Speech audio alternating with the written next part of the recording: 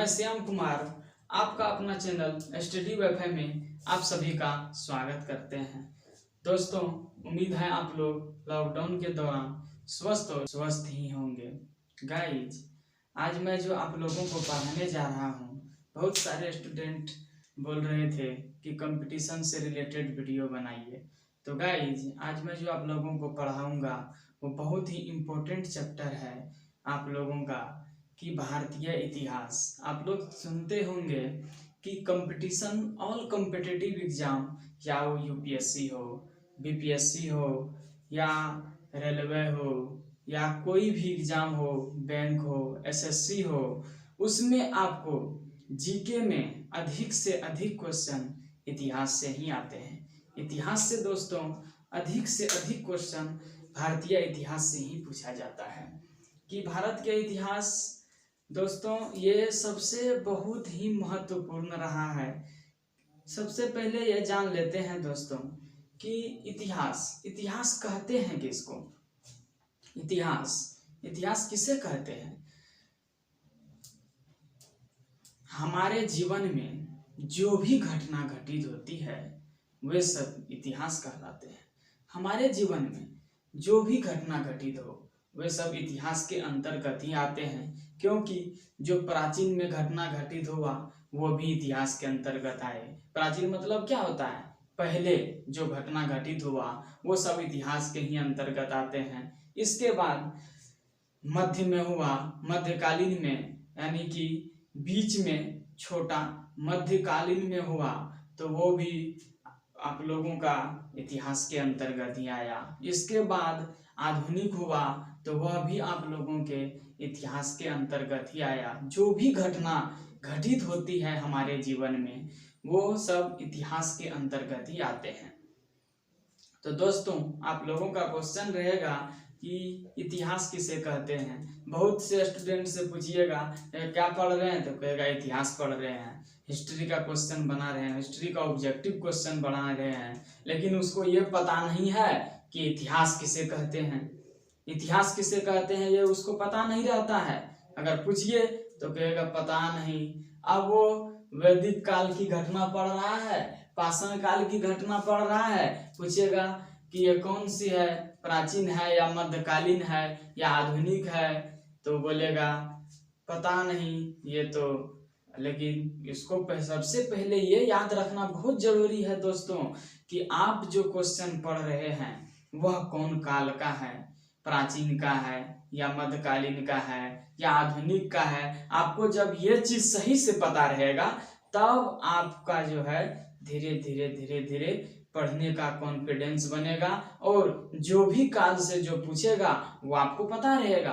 तो ये चीज तो आप लोगों को पता रहता ही नहीं है। इतिहास को पूरा रट लिए, पूछेगा कि भारत इतिहास किसे कहते हैं तो पता नहीं। देखिए इसका आंसर कितना आसान है कि हमारे जीवन में जो भी घटना घटित होती है उसे हम इतिहास कहते हैं। जो भी घटना घटित होती है हमारे जीवन में तो वह इतिहास के अंतर्गत ही आते हैं। ऐसा नहीं कि हम कह रहे हैं तो मेरे ही जीवन में नहीं, पहले से, प्राचीन से, मध्यकालीन से जो भी होते हुए आ रहा है वह सब इतिहास के अंतर्गत ही आ रहा है। जो भी घटना घटित हुआ, आप लोग देखिए कि जो भी घटना हमारे महात्मा गांधी के, राष्ट्रपिता के संबंध में, उसके जो भी घटना हुए उसके संबंध में वह सारे इतिहास के अंतर्गत ही आए, जो कि आप लोगों का आधुनिक इतिहास में है, जो कि आप लोगों का आधुनिक इतिहास में उसका दिया हुआ है घटना।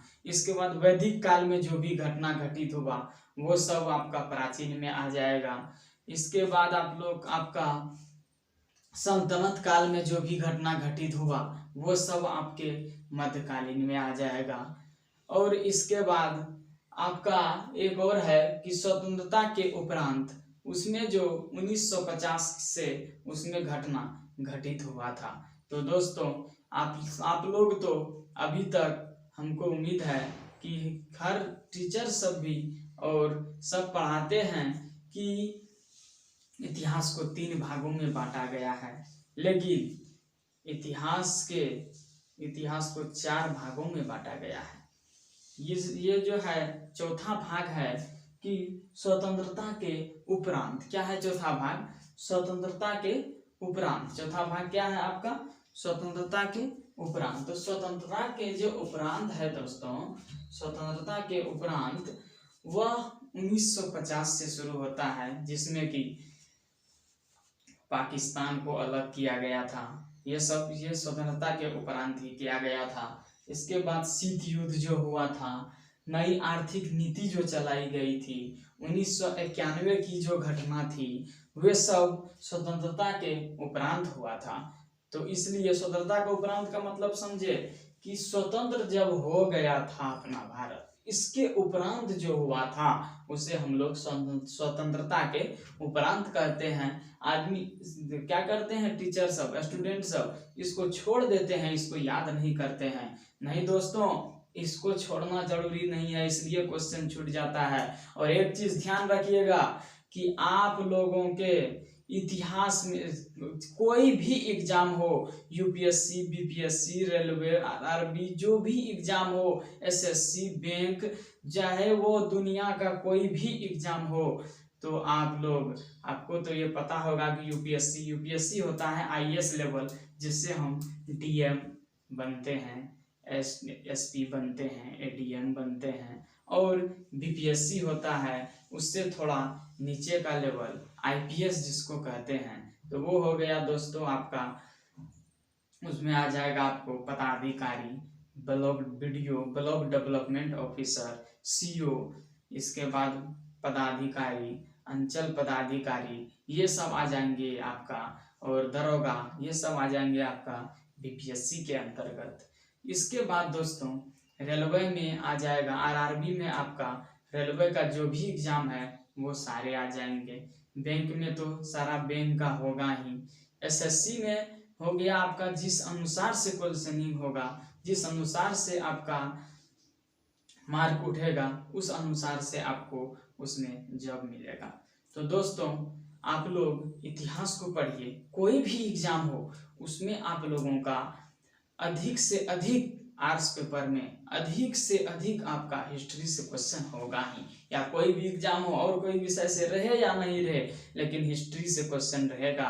क्योंकि ये नहीं सोचिएगा कि अब हिस्ट्री देखते हैं 2020 का हिस्ट्री कैसे आया है, नहीं, 2021 का हिस्ट्री कैसे आया, 2019 का हिस्ट्री कैसे था, इतिहास कैसे था, नहीं, आप लोगों का हिस्ट्री चेंज नहीं होता है। और कुछ चेंज होगा थोड़ा, आपको ज्योग्राफी में थोड़ा चेंज हो सकता है, सोशियोलॉजी ये सब में थोड़ा सा चेंज हो सकता है, लेकिन इतिहास में नो चेंज, इतिहास में कुछ चेंज नहीं होगा। इतिहास में क्या होगा, कुछ भी चेंज नहीं होता है। इसलिए आप लोगों को इतिहास का तैयारी करना और इतिहास को पूरा रट लेना बहुत ही महत्वपूर्ण है। रटिएगा तो याद नहीं रहेगा। बहुत से स्टूडेंट से सुनते हैं कि बोलेगा हिस्ट्री तो समझ में नहीं आता है, और सब विषय तो आ जाता है समझ में, लेकिन हिस्ट्री नहीं आता है। क्यों, इतिहास क्यों समझ में नहीं आता है? बोलेगा इतिहास बोरिंग बुझाता है, पढ़ते हैं कुछ और समझ में आता ही नहीं है। नहीं दोस्तों, समझ में आएगा, पढ़िएगा तब, उसको बार बार, जो चीज नहीं आता है उसको बार बार कीजिए। जैसे देखिए आप लोग बाइक चलाते हैं, एक बार तो नहीं सीख जाते हैं, कई बार गिरते हैं, फिर उठते हैं, फिर चलते हैं, फिर गिरते हैं। दोस्तों ऐसे करके धीरे धीरे धीरे धीरे याद करने से क्या होगा, आपका पूरा इतिहास कंट्रोल हो जाएगा, याद हो जाएगा। और फिर इतिहास ऐसा चैप्टर है, अगर आपको समझ में आ गया पूरा, अगर आप याद कर लिए तो फिर वह आप कभी भूलने वाले नहीं है। इतिहास फिर कभी आप नहीं भूलिएगा, आपको लगने लगेगा कि हमारे जीवन में सबसे इम्पोर्टेंट चैप्टर इतिहास ही रहा। तो इसलिए दोस्तों आप लोग इतिहास को पढ़िए और तैयारी जरूर कीजिए।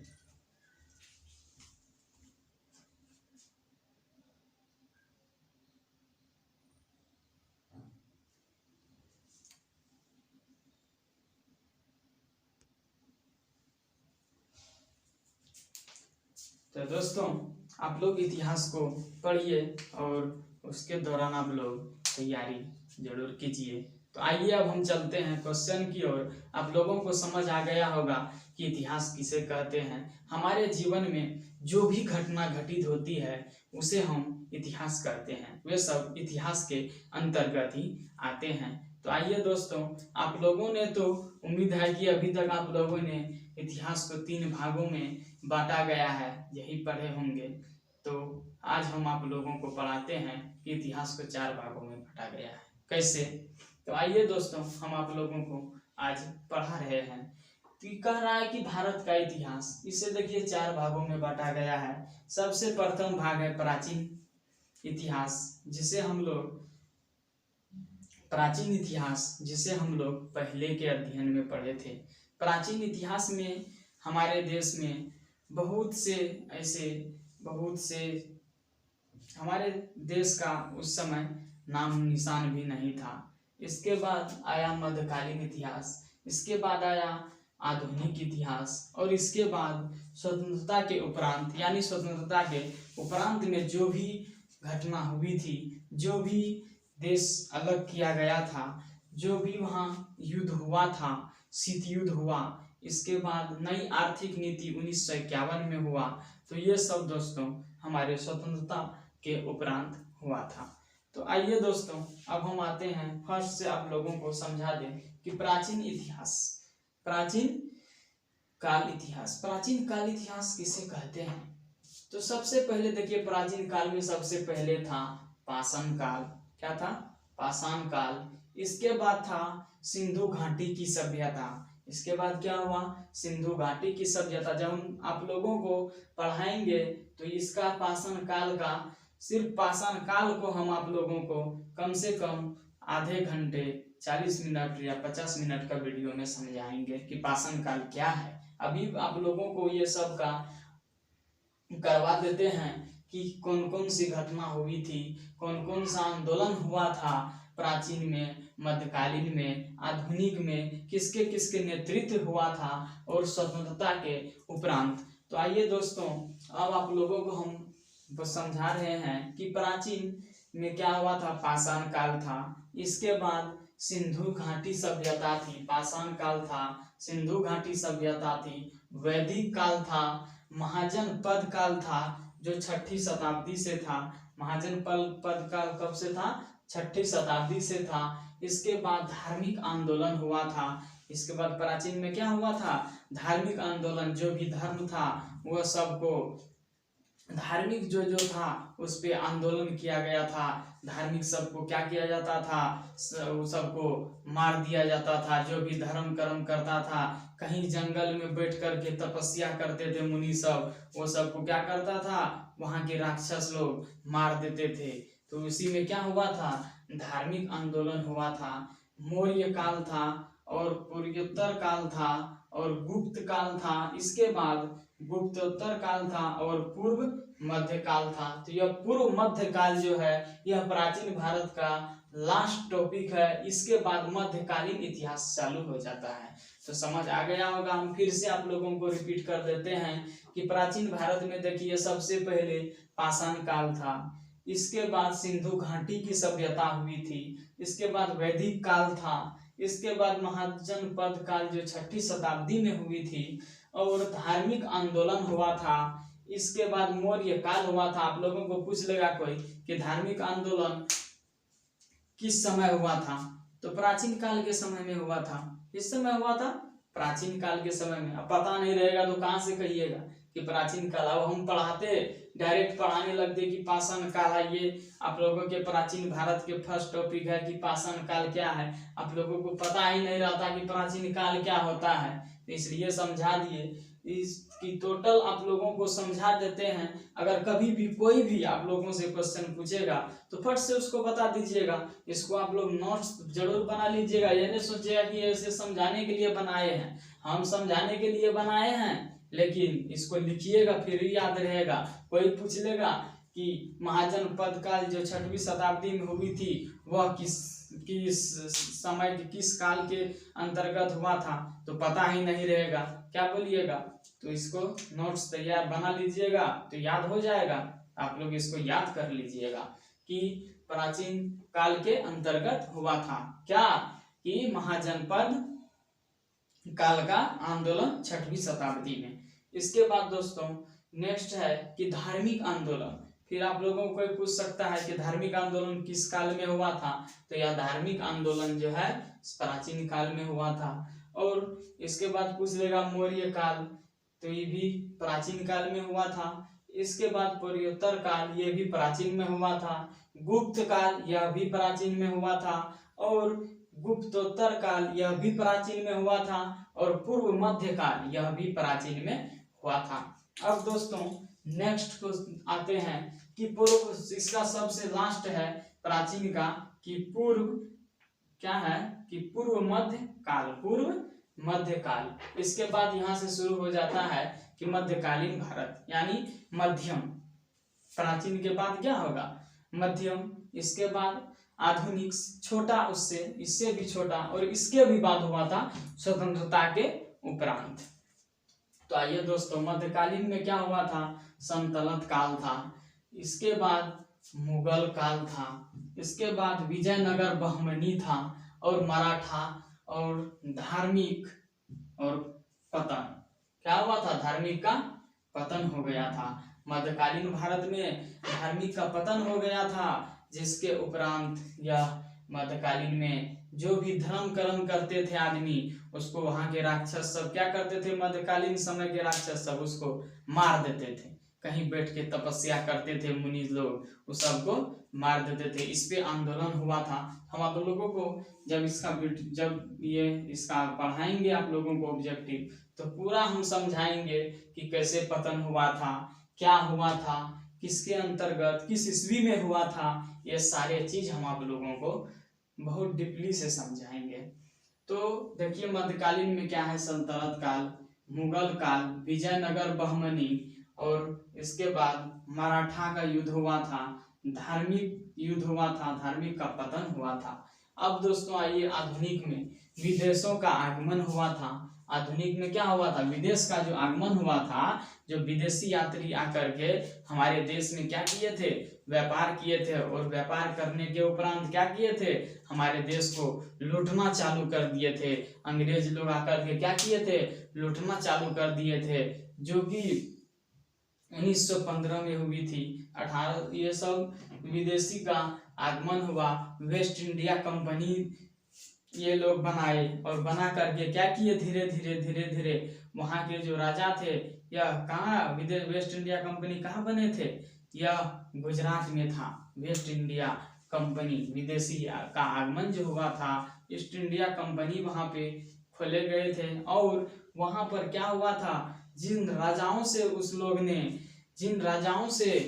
लोगों ने अंग्रेजों ने वहाँ पर फैक्ट्री खोलने का, अपना कंपनी खोलने का, ईस्ट इंडिया कंपनी जो खोला था वह खोलने का, उस लोगों ने जो जमीन दिया, जो राजा ने दिया, धीरे धीरे क्या किया, वही राजा को मार दिया। और मार करके उस लोगों ने वहां से सारा धन यहाँ से ढो ढो करके अपना भारत से विदेशी यात्री ले जाने लगा। तो दोस्तों यही तो दोस्तों आप लोगों को एक चीज जानते होंगे कि बार बार कोई आप लोगों को क्वेश्चन पूछ देता होगा कि भारत का खोज किसने किया था, भारत का खोज किसने किया था। तो आप लोगों को पता होगा कि भारत का खोज किसने किया था। तो भारत का खोज वास्को डी गामा ने किया था। कौन किया था, वास्को डी गामा ने। वह कहाँ के रहने वाले थे, पुर्तगाल के, पुर्तगाली थे। उसने यहाँ अपना भारत आए, और भारत आकर के, भारत तो सोने की चिड़िया कहलाती थी। यहाँ बहुत सारे सोने, बहुत सारे असरफियाँ होती थी। तो वे वास्को डी गामा ने क्या किया, यहाँ से बहुत सारे सोने, बहुत सारे असरफियाँ यहाँ से ले गए। और उसने जब यहाँ भारत आया, तो वह जब जाने लगा तो सोचा इसका नाम जो है ना भारत रख दिया जाए। इसलिए उसका जो है ये कहा जाता है कि भारत का खोज किसने किया था। तो भारत का खोज वास्को डी गामा ने किया था। जो कौन थे, पुर्तगाली थे, पुर्तगाल के रहने वाले थे।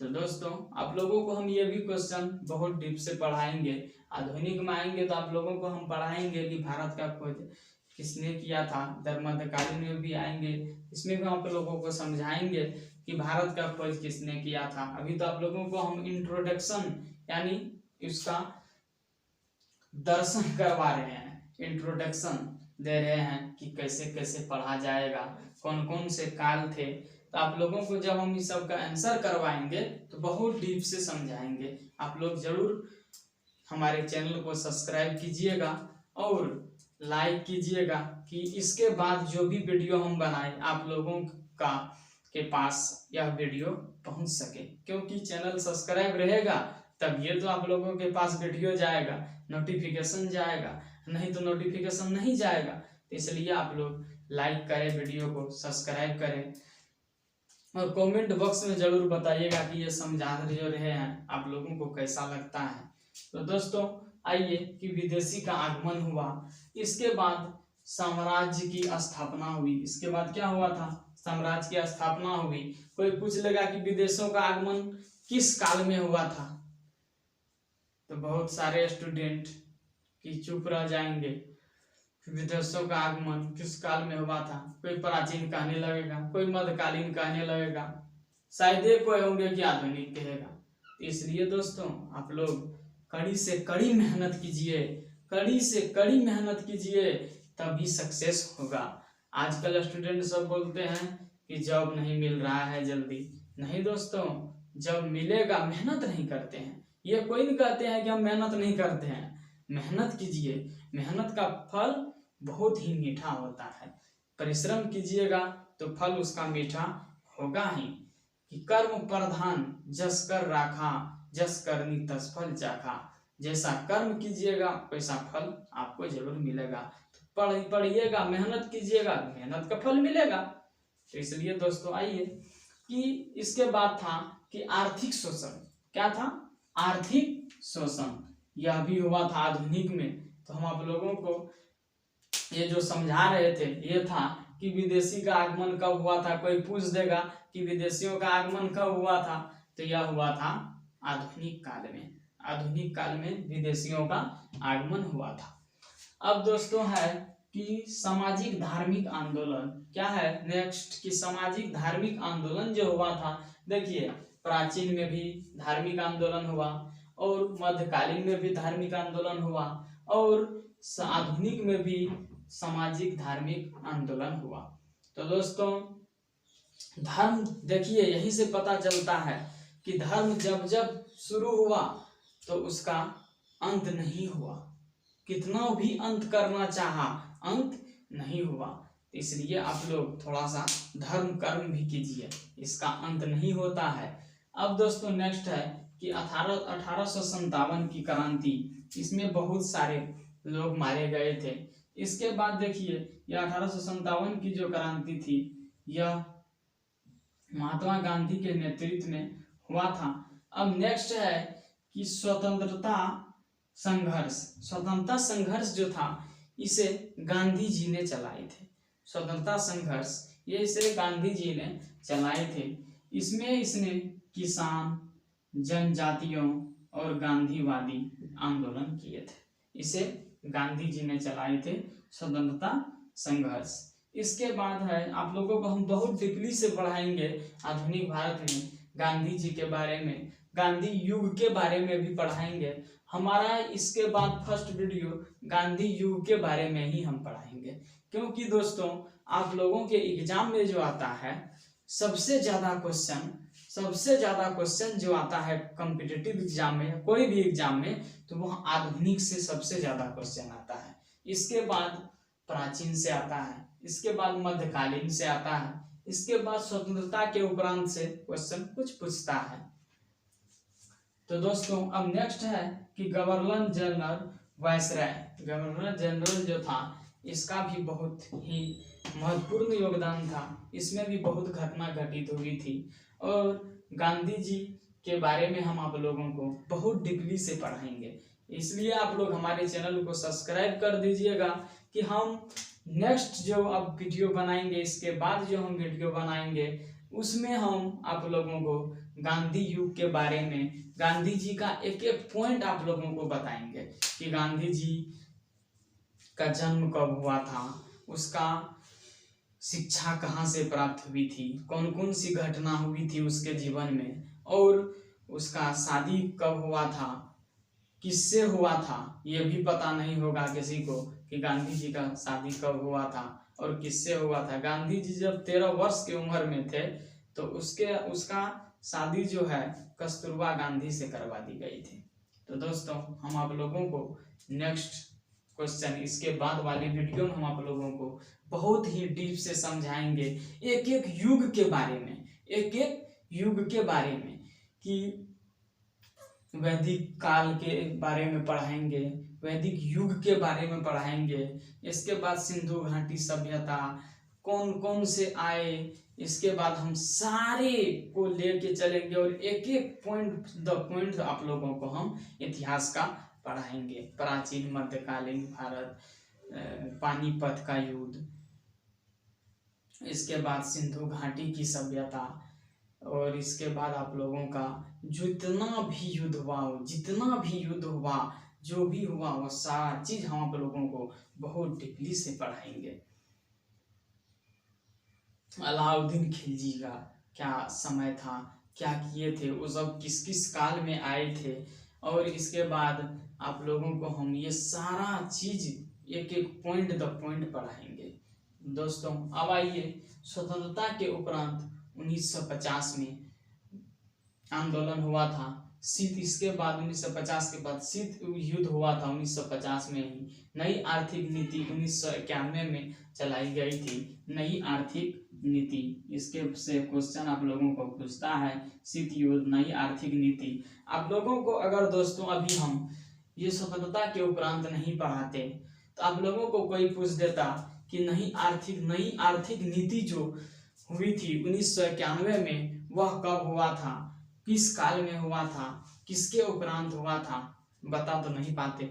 इसलिए हम नई आर्थिक नीति 1991 में जो घटना हुई थी, यह स्वतंत्रता के उपरांत हुआ था। किसके उपरांत हुआ था? स्वतंत्रता के उपरांत हुआ था। तो दोस्तों, आप लोगों को समझ आ गया होगा। अब हम आप लोगों को नेक्स्ट वीडियो में एक एक पॉइंट से लेके चलेंगे कि पाषाण काल क्या था, सिंधु घाटी की सभ्यता क्या थी, यहाँ से चालू करेंगे। लेकिन हम यहाँ से चालू करते, लेकिन सबसे पहले इधर एग्जाम नजदीक आ गया है आप लोगों का।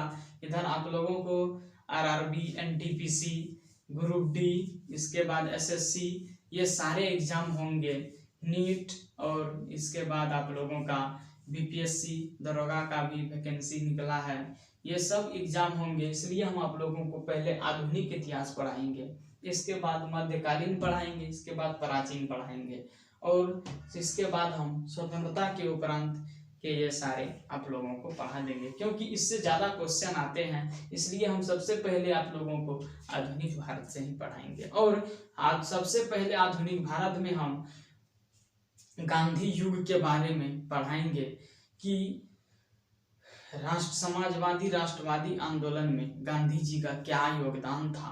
ये हम सारे आप लोगों को इसके बाद वीडियो पढ़ाएंगे, क्योंकि गांधी जी से जुड़े प्रश्न आप लोगों को लगभग हर एग्जाम में 4 से 5 प्रश्न आ ही जाते हैं। ये मत सोचिएगा 4-5 प्रश्न से क्या होगा, नहीं, एक नंबर के लिए छूट जाता है। अगर कहीं क्वेश्चनिंग 68 से होता है, अगर किसी का 67 आ गया, 67 आ गया, 68 से होता है 67 आ गया, तो वो क्या होते हैं, छूट जाते हैं। इसलिए एक एक पॉइंट बहुत ही महत्वपूर्ण है। तो दोस्तों, आप लोगों को ये समझ आ गया होगा। आप लोग मेहनत जरूर कीजिए, और आप लोगों को हर वीडियो का पीडीएफ, आप लोगों को हर वीडियो का पीडीएफ टेलीग्राम में डाल दिया जाएगा, व्हाट्सएप ग्रुप में डाल दिया जाएगा। आप लोगों को कहीं भी कोई भी परेशानी हो, आप लोग जरूर मैसेज करके बता सकते हैं, व्हाट्सएप पे भी, और आप लोग टेलीग्राम पे भी बता सकते हैं किसको कौन परेशानी हो रही है, किसको कौन सी। अब ये नहीं है कि हम आधुनिक भारत से पढ़ाएंगे ये सारी घटनाएं, तो आप लोग आधुनिक के बारे में ही पूछिएगा, नहीं। आप लोगों को अगर कोई मुगल काल ही पूछ दे, मध्यकालीन में ही पूछ दे, या वैदिक काल ही पूछ दे, या सिंधु घाटी की सभ्यता ही पूछ दे, कुछ भी पूछ दे आप लोग, या मौर्य काल से ही पूछ दे, पूर्वोत्तर काल से ही पूछ दे, आप लोग ये मत सोचेगा कि अभी तो ये आधुनिक पढ़ा रहे हैं सर, लेकिन नहीं, आधुनिक पढ़ाएंगे। अगर आप लोगों को ये सब काल में भी कहीं भी कोई दिक्कत हो, आप लोग क्वेश्चन कर सकते हैं, क्वेश्चन करने में कमी नहीं कीजिएगा। अगर क्वेश्चन करने में आप लोग कहीं भी, अगर आप लोग ऑफलाइन क्लास भी जाते हैं, क्वेश्चन करने में अगर आप लोग शर्माइएगा तो आप लोगों का फिर वही दिक्कत रह जाएगी। जो भी डाउट हो, बोलने आए या नहीं आए, फिर भी क्लास में जरूर अपने टीचर से पूछिए। हम जो पढ़ाएंगे, अगर कहीं भी डाउट फील हो, अगर कहीं भी दिक्कत हो, कहीं भी कोई भी तरह का परेशानी हो, तो आप लोग टेलीग्राम, व्हाट्सएप, इंस्टाग्राम, फेसबुक सारा में आप लोगों का PDF रहेगा, आप लोग जरूर हमको बताएं। और यूट्यूब में भी कमेंट करके जरूर बताइएगा कि आप लोगों को कोई भी परेशानी हो, हम वह परेशानी का सॉल्यूशन जरूर करवाएंगे। ऐसा नहीं है कि हम आप लोगों को इतिहास पढ़ा रहे हैं तो इतिहास से रिलेटेड ही क्वेश्चन पूछिएगा, नहीं, इसके अलावा आप लोगों को कॉम्पिटिटिव का जो भी सब्जेक्ट में, जो भी चैप्टर में दिक्कत हो, आप लोग जरूर पूछिएगा। तो दोस्तों, आप लोगों को वीडियो समझ आ गया होगा। आप लोगों का ये सारा PDF Telegram, Instagram, Facebook, WhatsApp group सब में डाल दिया जाएगा। आप लोगों का व्हाट्सएप ग्रुप है और व्हाट्सएप नंबर है मेरा 9096760126। आप लोग इससे कोई भी परेशानी हो तो कभी भी आप लोग व्हाट्सएप से मैसेज कर सकते हैं। और अगर अधिक परेशानी बुझाए, समझ में नहीं आता है, व्हाट्सएप पे मैसेज नहीं होगा, तो आप लोग कॉल करके भी पूछ सकते हैं। कभी भी कोई दिक्कत नहीं है, 24 आवर्स कभी भी कोई दिक्कत नहीं है। इसलिए दोस्तों, आप लोग ज़्यादा से ज़्यादा चैनल को सब्सक्राइब कीजिए और शेयर कीजिए, अपने दोस्तों सबके बीच शेयर कीजिए, क्योंकि हम आप लोगों को जो पढ़ाएंगे वह बहुत ही डीप से, बहुत ही डीपली से पढ़ाएंगे, बहुत ही विस्तार से पढ़ाएंगे, जिससे कि आप लोगों को पूरा 100% समझ आ जाए। क्योंकि दोस्तों, हम पढ़ा दिए और अगर आप लोगों को समझ नहीं आया तो वह पढ़ाना कोई फायदा नहीं। अगर आप लोग को हम पढ़ा दिए, अगर यह आप लोगों के जीवन में सार्थकता बन गई, तो मेरे लिए भी बहुत लगेगा कि नहीं, हम पढ़ाई तो हमारे पढ़ाई से किसी का जीवन सार्थक बना। इसलिए दोस्तों, आप लोग मेहनत जरूर कीजिए, मेहनत कीजिएगा तो तभी सफलता आप लोगों को हासिल होगी, सफलता तभी आप लोगों को हासिल होगी। आप लोगों दोस्तों पढ़े होंगे बृहदराज का कहानी, अपने पिछले क्लास में पढ़े होंगे बृहदराज का कहानी, कि बृहदराज जो थे वह जब अपने गुरुजी के पास गए थे, उसको जब गुरुकुल भेज दिया गया था, तो वहां जब वह पढ़ने के लिए गए थे तो उसे समझ में नहीं आ रहा था, कुछ भी याद करता था उसे याद ही नहीं होता था। क्यों? क्योंकि वह ध्यान दे करके याद नहीं करता था। लास्ट में उसके गुरुजी क्या किए, परेशान होके उसको क्या किए, वहां से निकाल दिए। तो उसने जब रास्ते में जाने लगे तो वहां उसको एक कुआं मिला। क्या मिला था? कुआं मिला था। आप लोग भूल गए होंगे, फिर से याद करा देते हैं हम कि भूल गया, ऐसा नहीं है कि सब भूल गए होंगे, किसी न किसी को याद होगा ही। तो वहां जब कुआं मिला तो उस कुआं में जब उसने देखा कि पानी जो निकालता था, वहां के लोगों सब, वहां के जितना भी जनता है जो भी थे, सब जब पानी निकालते थे तो वह रस्सी जो घिसा जाता था कुआं पे, तो वहाँ क्या होता था, जैसे यह था, जिससे घिसा जब गया तो वहाँ क्या होता था, रस्सी घिसने से वह पत्थर घिसा जाता था, कट जाता था। तो इसने जब गया कुआं के पास बृहदराज, तो इसने देखा कि वहां पर रस्सी घिसने से जब यह पत्थर घिस सकता है, तो अगर हम मेहनत करेंगे तो हमें याद क्यों नहीं होगा, हमें सफलता हासिल क्यों नहीं होगी, हमें सफलता हासिल क्यों नहीं होगी। तो उसने क्या किया, वहां से रिटर्न गया, और उसने जाकर के फिर से अपने गुरुजी के चरण स्पर्श किए और इसके बाद उसने मेहनत करना चालू किया और इतना मेहनत किया कि संसार में बहुत बड़े आदमी बने कि उसका नाम आज बुक्स में है, जिसको हम लोग सब दिन याद करते हैं। वो क्या है? मर के भी अमर है। भरतराज क्या है? वह मर के भी अमर है।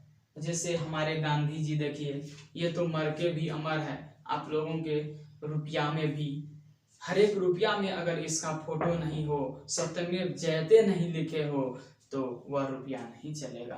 तो दोस्तों, ऐसा काम कीजिए, ऐसा दुनिया में नाम कीजिए कि सब दिन आपका नाम रहे। तो इसलिए दोस्तों, तब उसने कहा था, भरद्वाज ने ही तो वही कि कर्म करत करत अभ्यास, जड़मति होत सुजान, रस्सी आवत जात, सिर पर परत निशान। तो अभ्यास कीजिएगा, नहीं होता है करते रहिए, नहीं भी होगा तो करते रहिए। जो नहीं याद होता उसी को याद कीजिए, पूरा भिड़िए, दिन रात करते रहिए, आप लोगों को जरूर याद होगा। तो करत करत अभ्यास, जड़मति होत सुजान, रस्सी आवत जात, सिर पर परत निशान। इसलिए आप लोग इसको ध्यान में रखते हुए, याद रखते हुए, और अगर आप लोगों के पास मोबाइल है तो आप लोग उसमें मोटिवेशनल वीडियो दिया जाता है, आप लोग मोटिवेशनल वीडियो जरूर सुनिए। मोटिवेशनल वीडियो सुनने से आपको जो है, आपका दिमाग पूरा मोटिवेट होगा, दिमाग पूरा खुलेगा, किस अनुसार से पढ़ना चाहिए। कहा गया है दोस्तों कि अगर सूरज के तरह चमकना चाहते हैं, सूरज के तरह चमकना चाहते हैं, तो आपको सूर्य की तरह तपना होगा। सूर्य की तरह, सबसे पहले आपको सूर्य की तरह तपना होगा। यह कथन किसका है? स्वामी विवेकानंद का। स्वामी विवेकानंद देखिए, हमारे देश में कितने महान पुरुष बने।